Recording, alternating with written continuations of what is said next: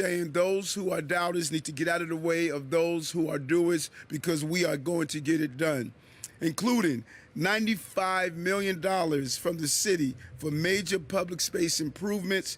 These investments will help create more than 2,300 construction jobs right here in this community and more than $11 billion in economic impact for our city. We are adding 2 new public plazas for everyone to use and enjoy, and we're creating a safe streets for pedestrians, cyclists, and all who care and want to share our roads. We have seen more than 400 new homes recently built in this neighborhood, nearly all rent restricted. We expected another 1,700 new homes, and every project will be subject to minimum affordability standard. This is a bold vision for this neighborhood. This is a neighborhood that deserves it and is going to be the anchor of this community to allow this community to continue to thrive and grow. This process has been led by people who live here, including your councilwoman, who was crucial to getting this project done. I'm proud to have been part of this as Brooklyn Borough President, to planted the initial seed and vision, and now we're seeing the fruits of the harvest of that vision as we continue to move forward.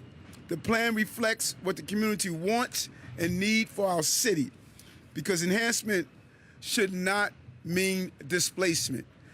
Enhancement should not mean displacement. It's about people who lived here should have a voice here, and that is what we're doing. This plan is going to create good jobs and economic opportunity for the next generation in East New York, Brownsville, and in this entire area.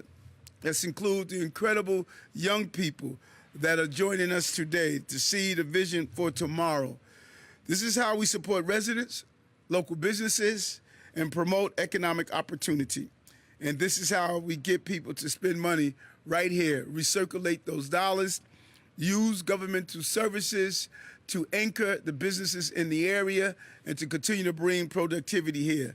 This investment is part of our broader plan to build affordable housing, more office space, create good jobs, and make Broadway Junction Station more accessible for our brothers and sisters with disabilities, thanks to a $400 million investment from the MTA. Broadway Junction is already one of the busiest stations in Brooklyn. You see it every day, the people moving to and from with all of the lines intersection here. It continues to thrive and provide a vital artery to the Central Business District or to downtown Brooklyn. And at its center is this vision for our neighborhood and our community. It connects us to the rest of New York City and offers access to infrastructure, reflects its importance to our city. Last year, Governor Hochul and I released the new New York report highlighting this area as an emerging jobs hub.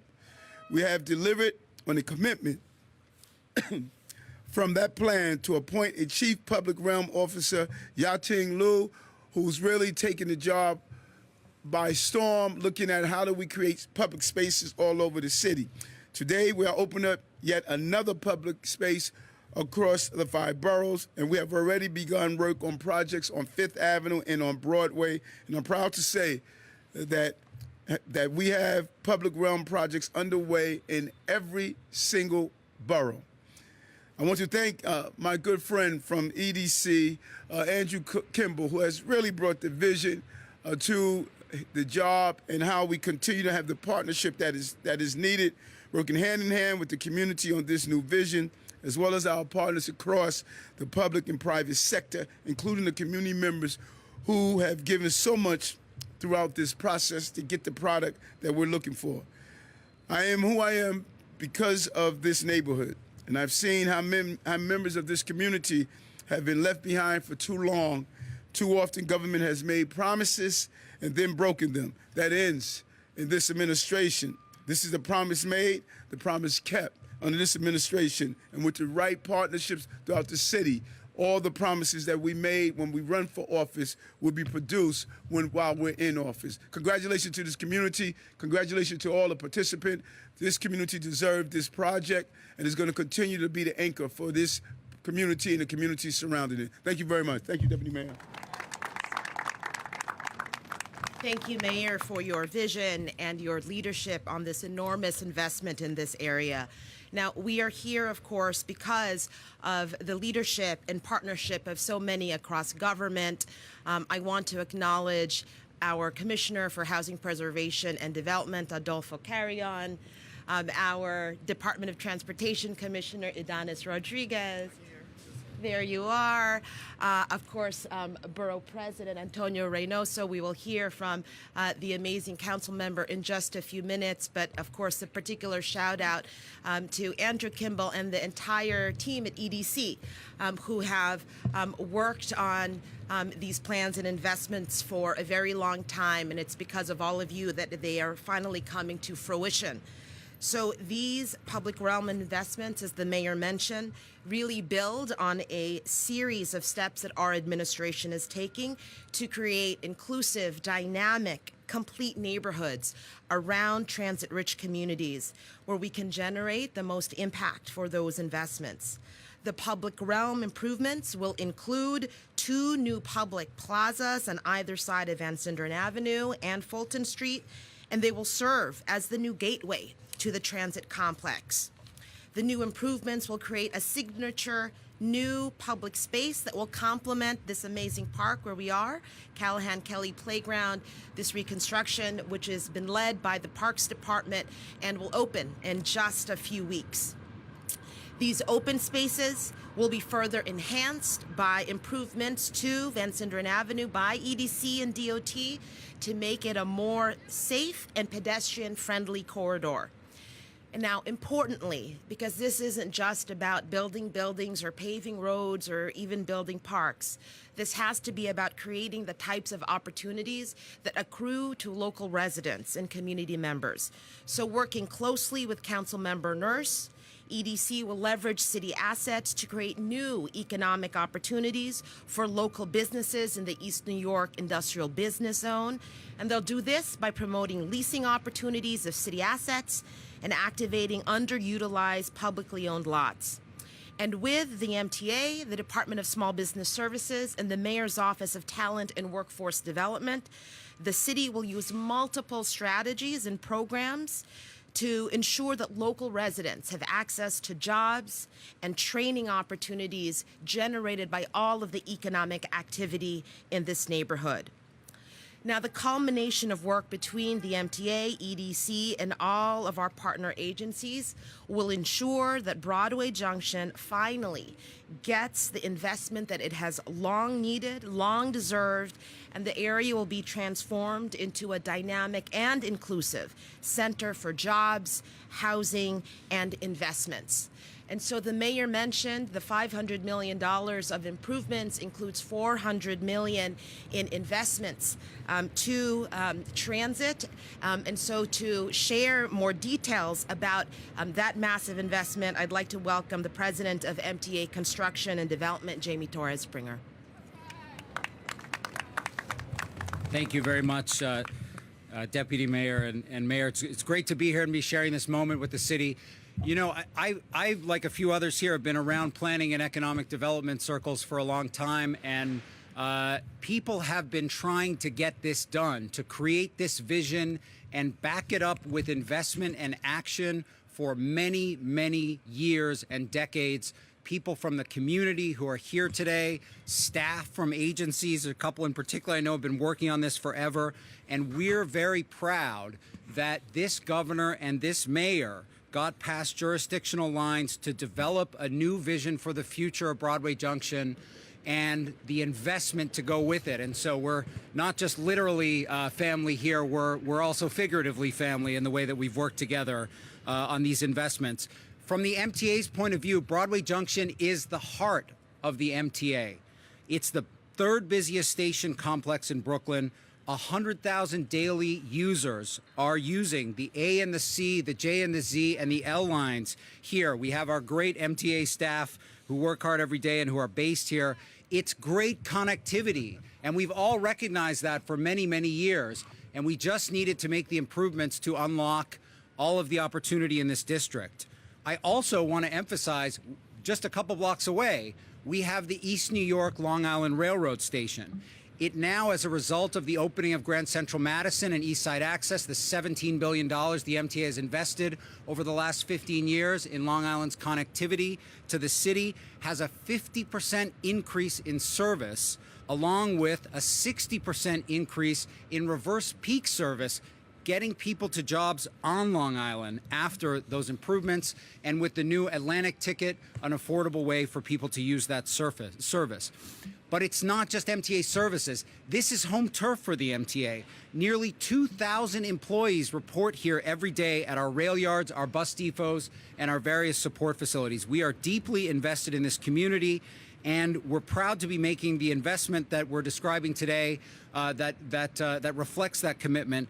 Later this year, we'll get started on a more than $400 million design-build project to make the entire Broadway Junction complex fully ADA accessible, with accessible transfers between all three of those lines that I described. And this is not just a simple project. This is a very big project. I would say we are essentially rebuilding the entire station that you see behind us here. We're replacing all of the existing escalators, including the escalators in that facility right there. We're adding 7 new elevators to this station complex, and we're adding a new street entrance on the east side of Van Sinderen to go along with the plaza that the city is talking about. So that will all get started this year, but the ADA project is just one piece of the MTA's investment in Broadway Junction and East New York. Next month, we will start painting and structural repair of the J, Z, and L elevated structures in this area.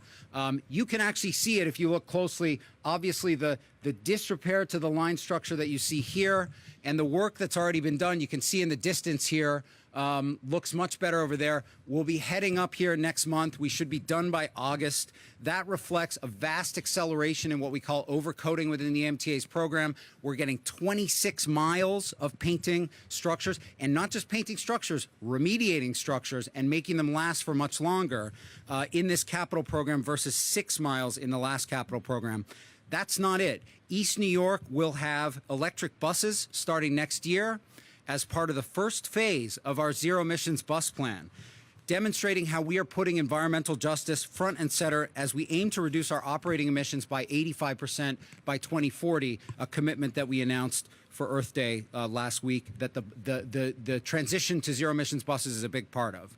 We'll be working with our partners at the city, and we've worked a lot on this, to improve the public realm and clean up Broadway, which is a critical issue here that we all recognize. As I mentioned, we've increased service at the East New York LIRR station by 50%.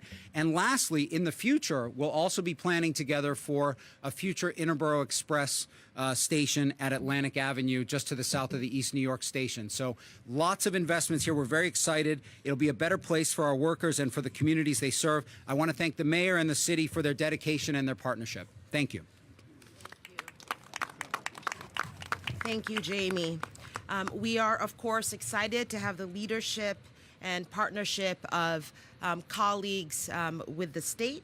And of course, none of this can happen if we aren't working closely and collaboratively and meaningfully with local elected officials. And so I'd like to introduce now the council member for this district, who has been a very strong advocate for local investment here, Council Member Sandy Nurse. Thank you. Good morning. Morning, everyone. It's so good to be here with you all. I see many leaders here from East New York and Cypress Hills and Brownsville and Bushwick, and it's really great to be here with so many of you who have pushed really hard and advocated really hard to bring us to this day. And after listening and working with you for such a long period of time, I'm really proud to be part of having helped push and deliver $95 million in public dollars for Broadway Junction. You know, our community really feels that Broadway Junction has been neglected. And I think for many in this community, it has come to symbolize broken public promises.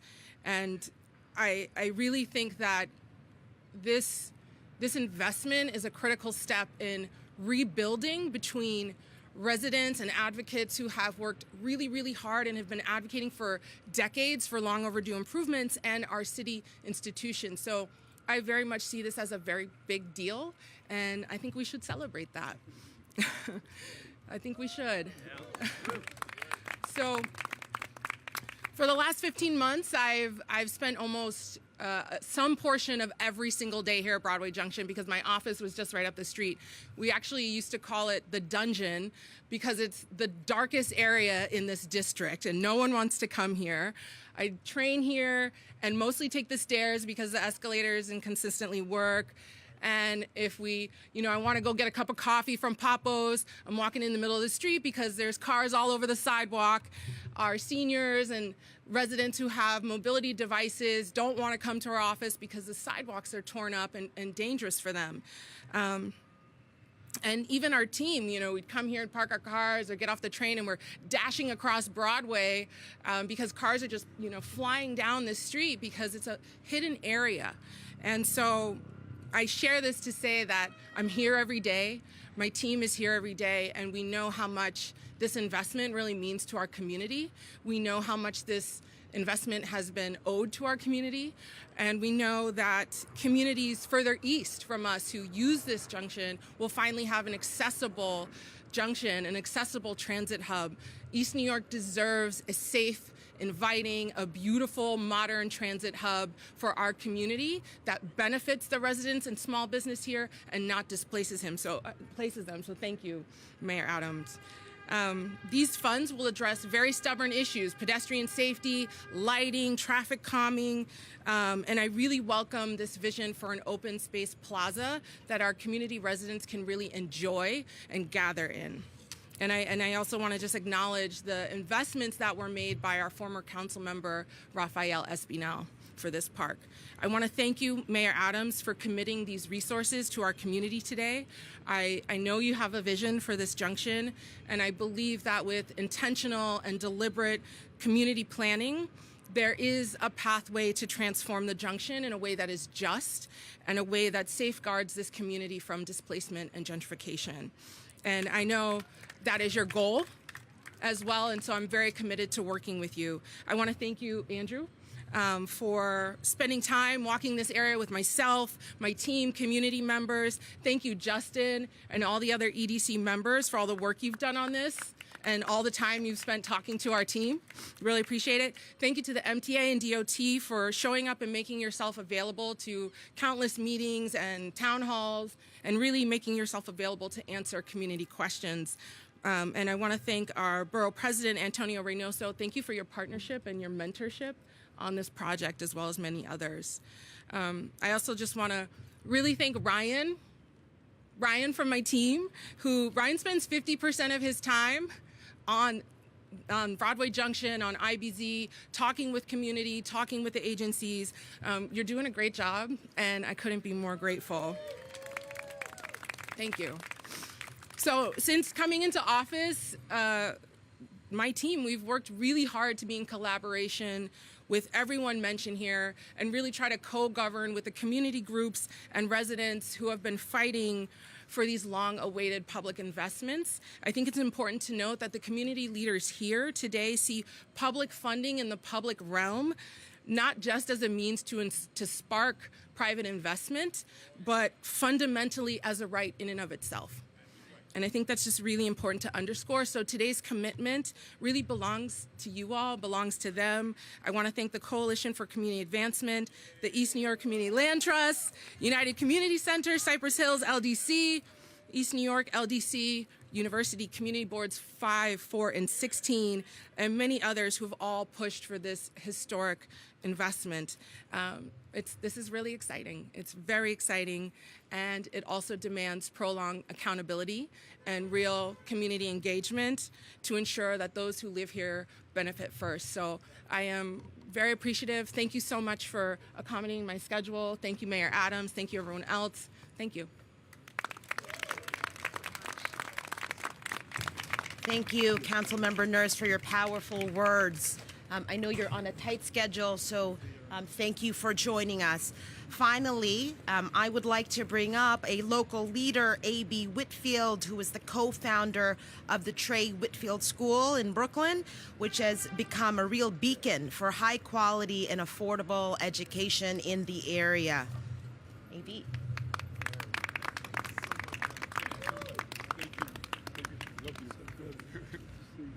Always, always. Good morning, everybody. I'm just happy to be here, happy to be invited. While school has been here for 40 years, believe it or not, 40 years. It's an anchor in the community, but what we have going for us right now is the premier anchor. This project will revitalize this entire area. So much needed. It would do so much for our families, for our children. It'll make our community safe. And then finally, we have a mayor who's going to get stuff done. I've known him for a long time. Before he became mayor, he did some things that you would love to know. He's all heart, not a lot of talk. He's a doer. And I'm so proud that we have a mayor that get things done like you, Mayor Adams. I'd like to thank East New York Development, Bill Wilkins, and this group from the time we've been in this neighborhood 40 years ago. They reached out for us, helped us maintain our foreign families, and our school has produced guys like Justin Turner, an alum from our school, Mayor. Love him. Mr. Justin Turner, where are you? Beautiful. Those are the types of products that we produce. We will continue to do better when this project emerges, and we'll grow like flowers. We'll blossom in the spring. I'm just so glad that Sandy Nurse was here. First got elected, she visited our school right away, came over to say hello, and I'm here to help you. I'm for education, I'm for the community, whatnot. So we've had help all the way for 40 years. We've been anchored here and hope I can stay another 40 years if I live long enough that we can see this project come to fruition. It'll make my world. But Mayor Adams, again, I thank you so much for all that you do. Behind the scenes, in front, whatnot, I owe you so much. To your office and your staff, we thank you. Our families from Trey Whitfield School, thank you so much, and thanks for having us. I'm so excited to take this back to our families and our children. Our babies want to come out, Mayor, but it's raining, and we don't want them to catch cold. They're a little upset because I kept them back. I thought it would rain on them, but the babies are upset with me, so you got to come over sometime and say, oh, it's okay. But thanks so much, everybody. This project's going to make all of us happy. Thank you so much. Thank you, Mr. Whitfield. And so at this point, I'd like to bring back the mayor for questions and answers. And before we open up the question, I want to bring back the amazing borough president for this community. Borough President Reynoso, please say a few words. Thank you, Mr. Mayor. I'll be quick. It's about faith. It's about building trust with government. And it's very difficult in communities like this. The outer portions of Brooklyn really feel neglected constantly. A lot of it has to do with transportation access or lack thereof. And what we're seeing today is a commitment to the outer portion of Brooklyn. And when that happens, we rebuild trust and we show that we can actually get it done. But that hasn't been the history. So I want to thank Mayor Adams for doubling down, committing to making sure that whatever we talked about or that we said during the campaign, we could actually follow through on and see. This is going to be great for East New York. Their confidence in government is very low. But once they see this work happen, we could start talking about not only maintaining and surviving, but thriving in this area. So I'm really excited about it. I'm looking forward to what the next steps after this revitalization are. And also want to talk about that the center of the universe is not Manhattan. It is not. And to be honest, it's not necessarily the economic hubs of every single borough. Downtown Brooklyn is also not the center of the universe. That the economic development of the future is about building in local communities so that they don't need to take the train for an hour to get to Manhattan. They don't need to take the train for 30 minutes to get to downtown Brooklyn. That they can have jobs here, they can learn here, they can eat here, they can do everything here. That's the future. It's economic centers around the entire city, not just in central hubs. And seeing this happen speaks to that future that I know Andrew and I have talked about in the past. So again, want to thank Mayor Adams for following through and getting stuff done so that when in the future, when we come back, they can't say you never did anything. They can't do it. You can't walk in front of Mayor Adams and say, hey, we're from East New York and nothing ever happened. You're actually seeing it happen. So I want to say thank you to him and thank you to Councilwoman Sandy Nurse and former council member Rafael Aspinall that really centered their work in this. So thank you, and don't forget to spread love. It's the Brooklyn way. Thank you. Thank you. So I want to acknowledge some of my leaders here as well. Dan Garodnik from City Planning, and my Commissioner of Small Business Services, Commissioner Kim. Thank you as well. I hope I didn't miss anyone. Thank you all for coming out. Let's open to a few questions.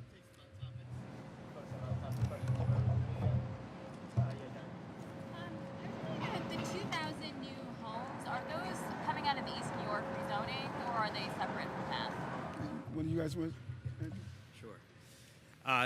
Those homes were entitled through the past rezoning, but we expect that this kind of investment here locally will be catalytic in moving those projects forward. So there are about 400, as the mayor said, deeply affordable homes that are already in the pipeline, and there'll be another 1,300 coming as a result, we expect, of this investment, a new improved transit hub near to where folks will be living.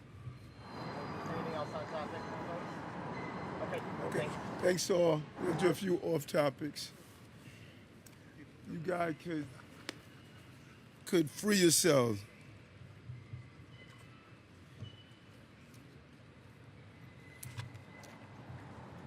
Do a few off topics. Good morning, Mr. Mayor. Kevin Sheehan, New York folks. How are you? Good, how you doing? Good.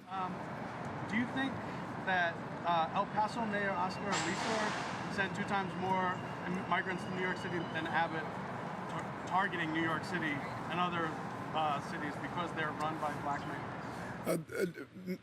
Let's be clear, because we need to correct the front page of the Post. I never used the term racist. That was a little creative journalism that was used. But let's look at the facts. 108,000 cities in New York. 108,000. Governor Abbott sent asylum seekers to New York, black mayor, to Washington, black mayor, to Houston, black mayor, to Los Angeles, black mayor, to Denver, black mayor. He passed over thousands of cities to land here. And so I don't think El Paso, I don't think Brownsville, Texas, I don't think any of those other cities should have to bear the weight of the failure in Washington, D.C. And so it was wrong for the mayor of El Paso to do it. No one should use human beings as political pawns. And I cannot ignore the fact that Governor Abbott sent migrants only to cities where they're black mayors, and is undermining our cities. Thank you. Mr. Mayor, also on a migrant-related issue, but a bit closer to home, the state budget has about $1 billion in it to reimburse the city for migrant-related costs. You've spoken a lot about the fiscal impact that the crisis is having on the city. The fact that you have now secured this reimbursement, does this mean that you can start looking at reversing some of the proposed cuts in your executive budget? Or are you thinking you can roll some things back, invest more in other areas? Okay, first of all, we didn't do cuts. We did PEGs, program to eliminate the gaps. When I ran for office, if you go look at the tapes, you'll see the tapes stated that I'm going to find efficiencies in government and we're going to do PEGs. I stated this over and over again. The New York City public heard me say it.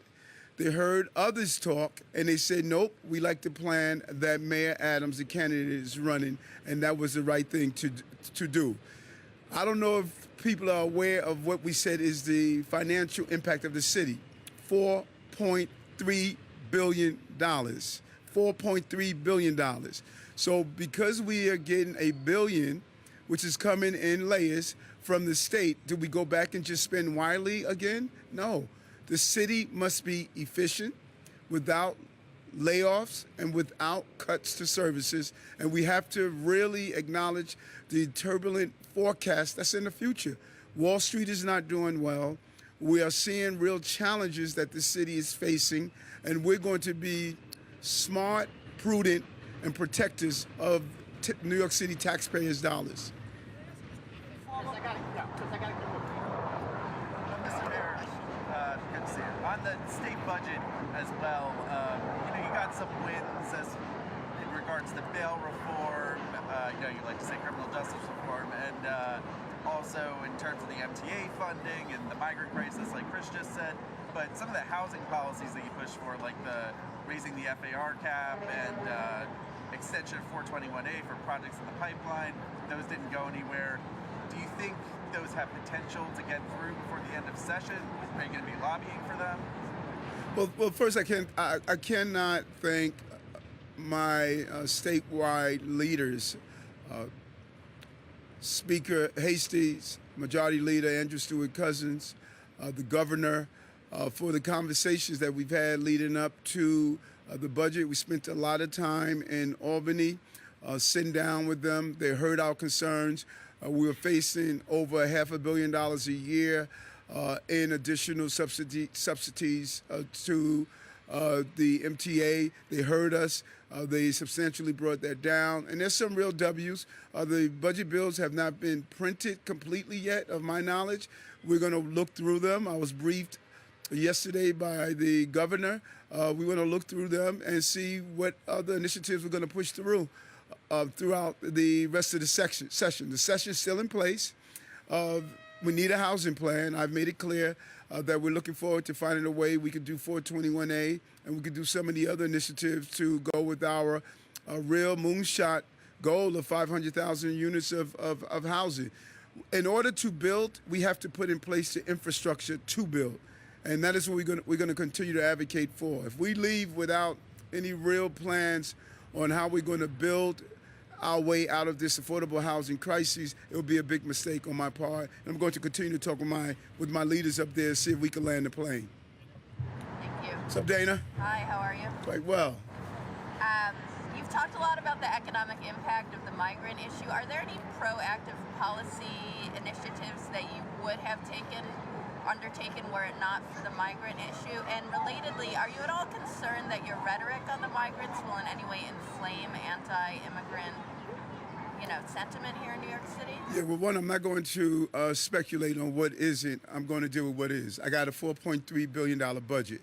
Second, I'm not spewing rhetoric, and I take offense to that. I've made it clear from day one. If you look at every comment that I made, it is not about the asylum seekers and migrants. All of us came from somewhere to pursue the American dream. It is the irresponsibility of the Republican Party in Washington for refusing to do real immigration reform, and it's the irresponsibility of the White House for not addressing this problem. Brownsville, Texas, El Paso, Denver, Los Angeles, New York, Chicago, we should not be burdened the weight of this problem.